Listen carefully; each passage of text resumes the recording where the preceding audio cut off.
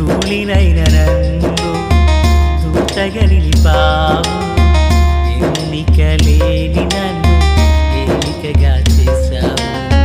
ధూళినైన నన్ను దూతగా నిలిపావు, ఎన్నిక లేని నన్ను ఏలికగా చేశావు.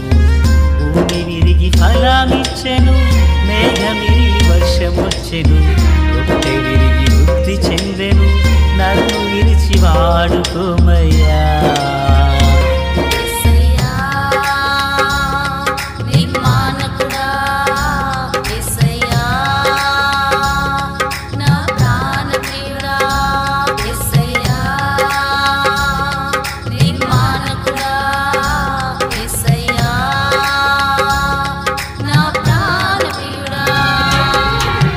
ధూళినైన నన్ను దూతగా నిలిపావు, ఎన్నిక లేని నన్ను ఏలికగా చేశావు.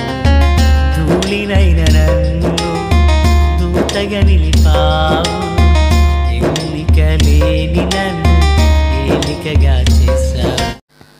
మన ప్రభు అయినటువంటి యేసుక్రీస్తు వారి పరిశుద్ధమైన నామంలో తండ్రి అయిన దేవాది దేవునికి నిత్యము స్తుతియు స్తోత్రములు, మహిమయు ఘనతయు ప్రభావములు యుగయుగములు ప్రభువునకే చెల్లునుగాక. ఆత్మీయులారా, బాగున్నారు కదూ? మరో పర్యాయము మనం ఇలాగున కలిసి దేవుని వాక్యాన్ని ధ్యానించే కృప దేవుడు మనకు అనుగ్రహించారు. దయగలిగిన ఆయన ఆత్మచేత సమభూమి గల దేశమున ప్రభువు మనలను నడిపించునుగాక. ఆదికాండము 9వ అధ్యాయము ప్రియులారా 22 నుండి 29 వరకు ఉన్నటువంటి వాక్య భాగములను మనము ధ్యానం చేయుచున్నాము. ఈ భాగములో మరి 3 కుమారులు నోవహుకు ఉన్నారు. వారిలో షేము, హాము, యాపేతు అనబడినటువంటి వారులు. షేము పెద్దవాడు, హాము 2, యాపేతు 3వవాడు. ప్రియులారా, మరి ఈ 3 కుమారులు ఒకే తండ్రి గర్భాన పుట్టి పెరిగి ఒకే నావలో రక్షించబడి ఒకే భూమి మీద వారు జీవనోపాధిని కొనసాగించారు. కానీ 3 కుమారులు దీవెన పొందలేదు. 3లో ఒకరు శపించబడిన వానిగాను, 2 ఆశీర్వాదానికి వారసులుగాను ఉన్నారు. ఈ సందర్భాన్ని వాక్య వెలుగులో మనం ధ్యానం చేయబోతున్నాం. మచ్చునకు మూలవాక్యమై ప్రియులారా, మరి 26వ వచనం, మరియు అతడు షేము దేవుడైన యెహోవా స్తుతింపబడును గాక, కనాను అతనికి దాసుడగును, దేవుడు యాపేతును విశాలపరచును, అతడు షేము గుడారములలో నివసించును, అతనికి కనాను దాసుడగును అనెను. ప్రార్థన. తండ్రి దేవా స్తోత్రాలు. చదవబడిన వాక్యం మీది, వినుచున్నవారు మీవారు, మీ దాసుడనైన నన్ను మరుగు చేసి దైవస్వరాన్ని వినిపింపచేయమని, రాకడ కొరకు రాజ్యం కొరకు సిద్ధం చేయమని యేసు నామమున అడుగుచున్నాము మా పరమ తండ్రి, ఆమెన్. ఆత్మీయులారా, బాగున్నారు కదూ? ఈ వాక్య భాగంలో షేము దేవుడైన యెహోవా స్తుతించబడును గాక, కనాను అనగా హాము దాసుడవుతాడు. తర్వాత 2వ భాగంలో దేవుడు యాపేతును విశాలపరచును, కనాను అతనికి దాసుడగును అంటున్నారు. కనాను అనగా హాము అనే మాటకు అర్థం నల్లని అని. ఇది అరేబియా ప్రాంతాలలో మరి ఉన్న భూభాగము నల్లగా ఉంటుందని, అక్కడ మనుషులు నల్లగా ఉంటారని, అది తరువాత కాలంలో అది కనాను అని పిలువబడిందని, అతని కనాను అని అదేదంటాము మనము నిక్నేమో పెర్నేమో, అలాగా అతనికి కనాను అన్నారు. కనాను అనబడిన హాము యాపేతుకు షేముకు షేమునకు దాసుడు అవుతున్నారంట. ప్రియులారా, ఒకే గర్భాన పుట్టిన వాళ్ళు, ఒకే తండ్రి సమక్షంలో పెరిగిన వారు, మనకి ఇంకా అర్థం అవడానికి ఒకే తల్లి పాలు త్రాగి పెరిగిన వారు ఎందుకు ఇలా అయిపోయారు? లేదా ఈ రోజుల్లో కూడా ఒక గృహంలో 4 అన్నదమ్ములు ఉన్నప్పుడు, ముగ్గురు ఉన్నప్పుడు, 5గురు ఉన్నప్పుడు అందరూ ఒకేలా ఉండరు. కొందరు తన తల్లిదండ్రులకి ఘనత తెచ్చేవారుగా ఉంటారు. మరికొందరు తన తల్లిదండ్రుల యొక్క ఘనతను రోడ్డుకి ఈడ్చేవారిలా ఉంటారు. అందరూ ఒకేలా ఉండరు. తల్లి గర్భాన 4 పుడితే 4 ఒకేలా ఉండరు అని లోకంలో కూడా సామెతలు పుట్టుకొచ్చినాయి. అయితే ఇప్పుడు ఇక్కడ ఎందుకు ఇతడు కనాను అనబడిన హాము ఎందుకు వారికి దాసుడయ్యాడు? తన జీవితంలో జరిగిన పొరపాటేంటి? ఈ రోజుల్లో కూడా అనేకులు ఒక తల్లి గర్భాన పుట్టిన 2 కుమారులైనా, 3 4 5 ఎంతమంది అయినా చూడండి, యాకోబు గర్భాన 12 మంది కుమారులు ఉన్నారు. 12 మంది దీవెనకరంగా లేరు.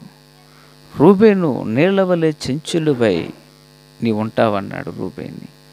యోసేపును దేవుడు ఫలించడు కొమ్మ అన్నారు. చూడండి, ఒకే గర్భాన పుట్టిన వారు వీళ్ళు. కానీ ఎందుకు ఇలా అయిపోయారు? వాక్యంలోకి మనం వెళుతున్నాం. పిల్లరా, మనకు బాగా తెలుసు, మన పితరుడైనటువంటి నోవహు గారు గడిచిన దినాన విన్న వాక్యంలో అతడు మంచి డ్రింకింగ్ చేసి అయ్యగారు తూలిపోతూ వస్త్రహీనుడై పడిపోయాడని లేఖనంలో చదివాం.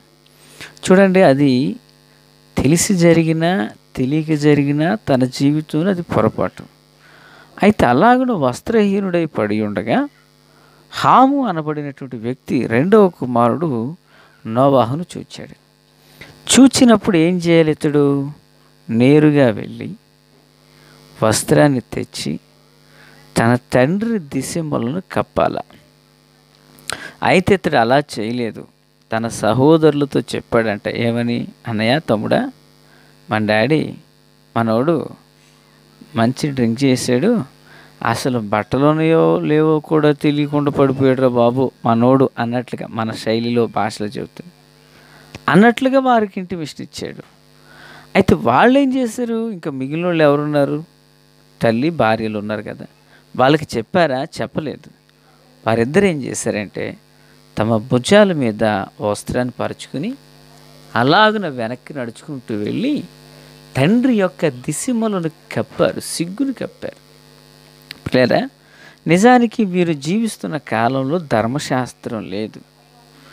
ధర్మశాస్త్రం లేనప్పటికీ ఈ యొక్క షేము యాపేతు, షేము అనే మాటకు అర్థం పేరు అని.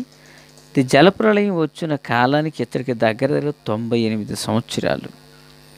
యాపేతు నాకు అర్థం సౌందర్యము అని. ఇతడు వాడలో ఉండగా తనకి సంతానం కలగలేదంట. వాడలో నుండి వచ్చిన తర్వాత ఈయనకి కూడా సంతానం కలిగారని చరిత్రకారులు చెప్తున్నారు. అయితే ప్రియులారా, ఇప్పుడు వీరిద్దరూ ధర్మశాస్త్రం లేని కాలంలోనే ఉన్నారు. కానీ ధర్మశాస్త్రం ఏం చెబుతుంది? నిర్గమాకాండ 20వ అధ్యాయంలో నీ తల్లిని నీ తండ్రిని సన్మానించు. ఎందుకు? నువ్వు దేశంలో దీర్ఘాయుష్మంతుడు వగునట్లు తల్లిని తండ్రిని సన్మానించమని చెప్పారు. అంటే ఏ కుమారుడు ఏ కుమార్తె అయితే తన తల్లిని తన తండ్రిని సన్మానిస్తారో వారు దేశంలో దీర్ఘాయుష్మంతులట. ఆత్మీయులారా, వింటున్నారా? తల్లిని తండ్రిని సన్మానిస్తే దేశంలో దీర్ఘాయుష్మంతులు. నేను చెప్పిన మాట కాదు, ఇది దేవుడు చెప్పిన మాట. ఏదైనా డౌట్ ఉంటే ఆయన అడగండి మీరు. దేవునికి స్తోత్రం. అంటే ఆత్మీయులారా, ధర్మశాస్త్రం లేని కాలంలో ధర్మశాస్త్రాన్ని కలిగి నడుచుకుంటున్నారు వీళ్ళు. తన తండ్రి యొక్క లోపాన్ని, తన తండ్రి యొక్క అపరాధాన్ని లోకానికి బట్టబయలు చేయట్లేదు. కొందరు ఏం చేస్తారంటే రహస్యంగా ఉండవలసిన వాటిని బహిర్గతం చేస్తారు, బహిర్గతం అవ్వవలసిన వాటిని రహస్యం చేస్తారు. ఏంటివి? ఉదాహరణకు దేవుని వాక్యం ఉంది. దేవుని వాక్యాన్ని మనం ఎంత కనపరుస్తామో వాక్యమైన దేవుడు మనల్ని అంత కనపరుస్తాడు. అయితే బైబిల్ని ఏం చేస్తున్నారు? మలిచేసి ఎలక్ట్రానిక్ మీడియాలో పెట్టేసి మడత పెట్టేసి దానికి పౌచ్ చేసి జేబులో పెడుతున్నాం. మందిరానికి వెళ్ళేటప్పుడు ఆరాధనకి వెళ్తే బైబిల్ తీసుకెళ్లే వాళ్ళు ఎంతమంది ఉంటున్నారు? ఆరాధనకి వెళ్ళిన తర్వాత సెల్ ఫోన్లో బైబిల్ చదివే వాళ్ళు ఎంతమంది ఉంటున్నారు? ఇది ఇందులో ఉందండి బైబిల్ అంటున్నారు. వాక్యం బయటికి కనిపించాలి, కానీ దాన్ని రహస్యం చేశాం. ఈరోజు రహస్యంగా ఉండవలసినవి అనేకములు లోకంలో బయటికి చెప్పట్లేదా? ఉదాహరణ మీరేమనుకుంటే చెబుతాం, మెచ్యూర్ ఫంక్షన్ ఉంది. అది బైబిల్ ఎక్కడా గొప్ప చేయలే, కానీ దానికి మాత్రం ఊరు ఆడావుడి చేస్తాం. ఆత్మీయులారా, ఒకవేళ మీరు ఎవరి మనసున బాధ పెడితే మన్నించండి. మీకు సందర్భం అర్థం కావాలని చెప్పాను తప్ప మిమ్మల్ని విమర్శించాలని మాత్రం కాదు. ఈరోజు దేవుని పిల్లలుగా మన జీవితంలో బహిర్గతం చేయవలసినవి కొన్ని ఉంటాయి, దాన్ని మనం బహిర్గతం చేయాలి. రహస్యంగా ఉండవలసినవి కొన్ని ఉంటాయి. తండ్రి దిశమలో కనపడేటట్టుగా మత్తుడై పడిపోతే రెండవ కుమారుడు మిగిలిన వాళ్ళకి చెబుతున్నాడండి, తండ్రిని ఘనపరచడానికి బదులుగా.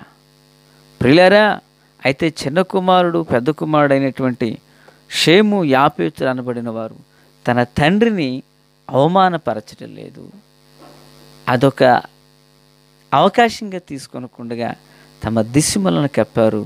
అతడు మత్తు నుండి కోలుకున్న తర్వాత ఆ మత్తు కిక్కు తగ్గిపోయాక, తాగిందంతా దిగిపోయాక ఆయనకు అర్థమైంది ఇలా జరిగిందని. ఇప్పుడు ఫలితంగా వారు చేసిన దానిని బట్టి ఆ తండ్రి వారికి ఫలితం ఇచ్చాడు.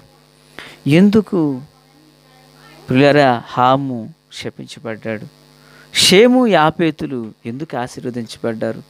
తండ్రిని గనపరిచారు.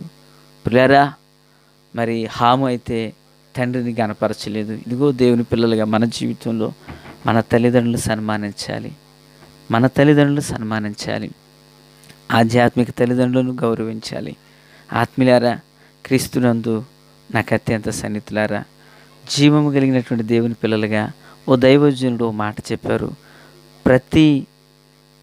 ప్రతి వ్యక్తికట కొందరు తండ్రులు ఉంటారంట. అపార్థం చేసుకోకుండా కొందరు తండ్రులు. నాకు అర్థం కాలేదు ఆయన చెప్పినప్పుడు. మీకు వచ్చింది ఒకటి, నాకు వచ్చింది. ఏమన్నారంటే, మొదటిది శారీరక తండ్రి అట,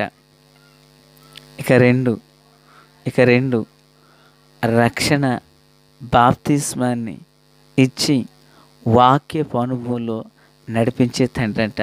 వీళ్ళని మనం ఎప్పుడు గనపరచాలి, వీరిని ఎప్పుడు మనం గౌరవించాలి.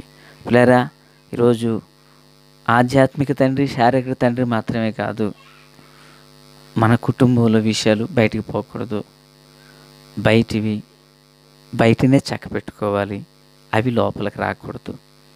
అలాగనుంటే వాడ నీళ్ల మీద తేలి నడిచి అరారాతు మీద నిలిచినట్లుగా మన కుటుంబాలంతా దీవెనకరంగా మారతాయి.